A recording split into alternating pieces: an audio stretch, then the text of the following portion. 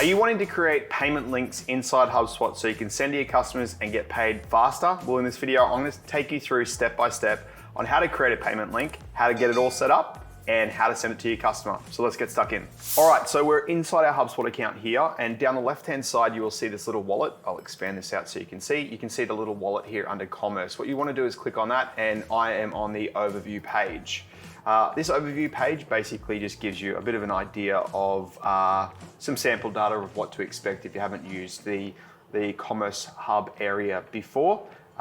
This is one of our demo accounts, so we'll step you through a few examples on how to set up the payment links so you can get paid easier, quicker, and definitely report on it a whole lot more inside HubSpot as well. So the one thing you'll need to do is probably glaringly obvious to a lot of us in here is the create payments, but you can also go up to create, and there's a couple of different options that we can select here: invoice, payment link, quote, product, or subscription.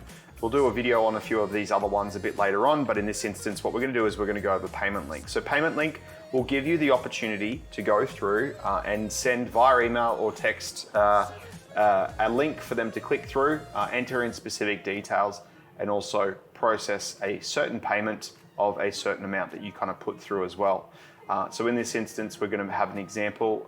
Let's just say for us, we'll just do a bunch of hours, say 10 hours or something like that for us to do a bunch of work. So we'll come up with a fake number and we'll put that through as well. So as we click onto this template area, this is the first one about starting a blank, professional services, subscriptions. This is fairly new, depending on when you're watching it, in the areas here, and I'm sure this whole Commerce Hub will start progressing through. So in this instance, we're going to start here with a blank, but obviously you can select a few more, and I assume that more is going to happen and roll out throughout time. But in this example, I'm going to create a blank and click on next up here. So this is, you might be familiar with the quote tool. If you are familiar with the quote tool, guess what? This is pretty much the exact same thing, as it does kind of work hand in hand, the quotes, payment links, but also the invoicing as well. So what we want to do is we want to go up to add a payment link name. I always suggest doing this very first, because what you're going to do is you're going to have an account full of just tests 102, mash the keypad. So in this instance, HubSpot, how to example payment link. So I'm just going to put this one there. We want to do our naming conventions as best as possible as we can. Now, I will say before I get started, this payment link can be used one-off or it can be used reoccurring. And by I mean reoccurring means that you can continue to send this link out and not change the parameters of the actual URL. Great if you've got a product that you sell consistently that's the same price. That way you're able to give it to either your sales reps, marketing people for any marketing instances, but it means it's the same URL every single time. So if you've got a fixed product or a fixed group of products that you sell quite regularly, you're able to continue to use this, and you'll see as we step through that you can have a one-off or a ongoing, so you can basically limit the amount of times the link gets used as well. So an example here, if you are selling tickets to a specific event, you've only got 50 tickets, you can limit the link usage to about 50 as well. But we'll get it set up and we'll use the example for the hours that we sort of spoke about. First of all, you can create a custom line. So on the right-hand side here for this test example, we are creating the line item that we have here. So as we go through, we've got the unit price here as well. So we can basically say the unit price, let's just say $200. And then we might have a tax rate here. We can go through and manage the tax rate. Now, obviously, given that some of our viewers are in the US and some of our viewers are in Australia and where else, obviously the US has different tax for different type of states as well. In Australia, it's pretty broad across the board in regards to having a 10%. So my recommendation would be to go through and manage that tax library as well, just to go through that it matches the corresponding state in the US, or also 10% here at GST and New Zealand as well. So feel free to go through and update that tax rate too. Want to look at that billing frequency as well. So we'll see that it's one time, weekly, every 2 weeks, monthly, fortnightly. I will say these weekly and every 2 weeks is fairly new. If it's not in your portal, it will be very soon at the time of the filming here as well. In this instance, we want to do a one time. Now, in this, we're able to make some options if we have this chevron and we drop it down as well. So we can basically allow customers to edit the quantity, make this line item optional, allow customers to set their own price. That's nice. And a line item to save in the product library if you're going to be doing it over and over again as well. So you can update that quantity as you need to. So we're going to click on save, and we can see that this is entered into the line item as we've got across there. Obviously we haven't entered that tax rate yet because this is our test portal, but there's a bunch of other different types of variables that we can add in here. But for the sake of this example, we're putting it just a one-time use. We could say, in this example that we have of 10 hours, we want to say 10 hours support.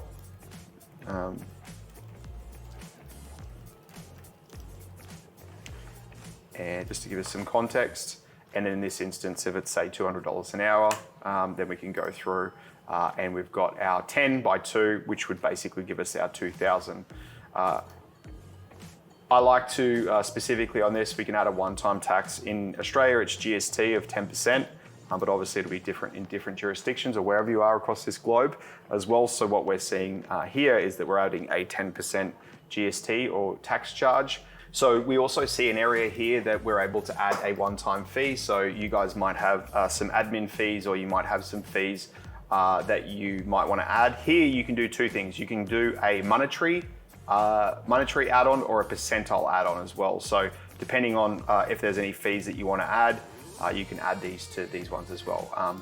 You can also add a discount if you want to add the discount, client discount. I won't spell that right there. And then we might want to just give that maybe a 7.5% discount for someone. So this will automatically sort of work out on the right-hand side there. You can add as many or remove as many as you need to as well, but you can sort of see it's all kind of working out on the right-hand side. As I mentioned before, on the top right-hand side here, if it is customized to a solution or something like that, you can have a one-time use, so you can kind of turn this on. It means that after that has been sort of transacted with and it's obviously gone through, that link will no longer work whatsoever. But if we do leave it off, it means that you can send this link to more than one person ongoing until this is turned off as well. It's also good to step through the settings of this as well. So making sure that if we do go ahead and someone does pay, do we want to automatically create a deal and then place it into the one stage? This will be very helpful in regards to some reporting. So just keep that top of mind. In this instance, it might not be relative to any of your operations or in that sales area as well, but you can select between different pipelines as well.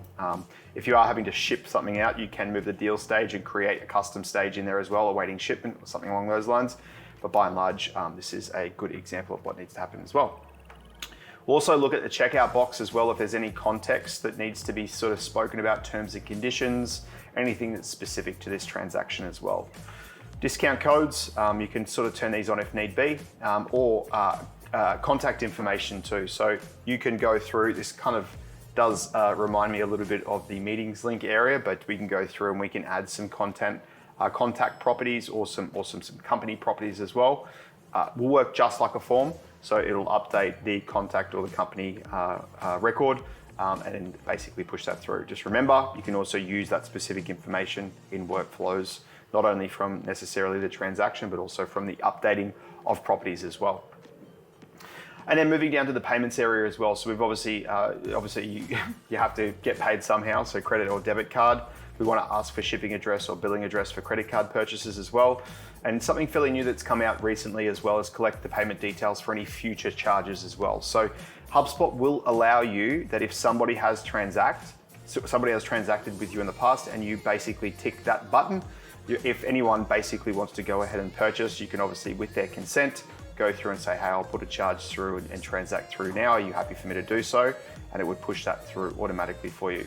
Great tool just to help with that friction side of things. Obviously, the consent is a really big part. Recommend obviously communication via email just to make sure that is approved on both sides as well. We've also got the checkout confirmation too, so we can do the default page, or we might want to sort of like redirect, just like a landing page or a meetings page too. We might want to redirect to a different page as well to give them some more information on how that looks as well.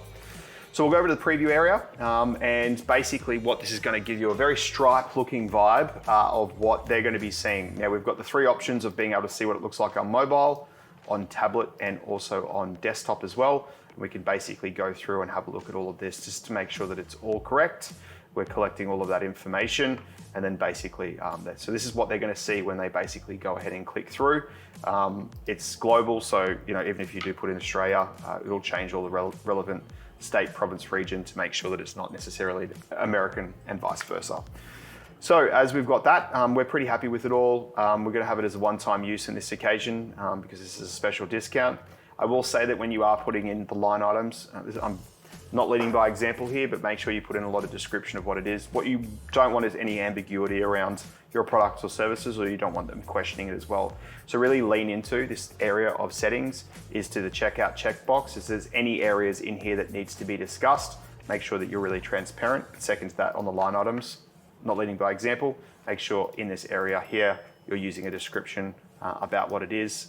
If you've got saved products, obviously do it once and you never have to do it over and over again. But we can see if we click on create, it's going to pop up just like a quote, and then we've basically got our URL to click. And if we click and paste it into this area here, we can see that this is the experience that they're going to get. So we can see all of the information that we've put in there, and it's asking for this information to be filled out, and then we can go ahead and transact. If you go over to the payment links area inside the commerce area and the payment links, you will see that we have a table, and these are some examples that we've got here as well, is that my link name here, and here's some reporting that we've got as well. So views, checkouts, view to checkout rate, the current state as well, and whether there's any tools or it's linked to any tools or associated records as well. So we can start to get some reporting. If you guys have got like a lot of different links, then we can go through and actually see how they're performing or turn things on and off whenever need be. All right, that is how you create a payment link. Nice and easy inside HubSpot, making it easy for your salespeople to transact and easily get that money into the account as soon as you can. If you want to learn more about what we've put on here today, we've got a downloadable PDF that you can share with your friends in the office or your friends on the weekends at a barbecue. But most importantly, make sure you subscribe to this channel for more HubSpot how-tos. Well, that's it from me. Happy HubSpotting.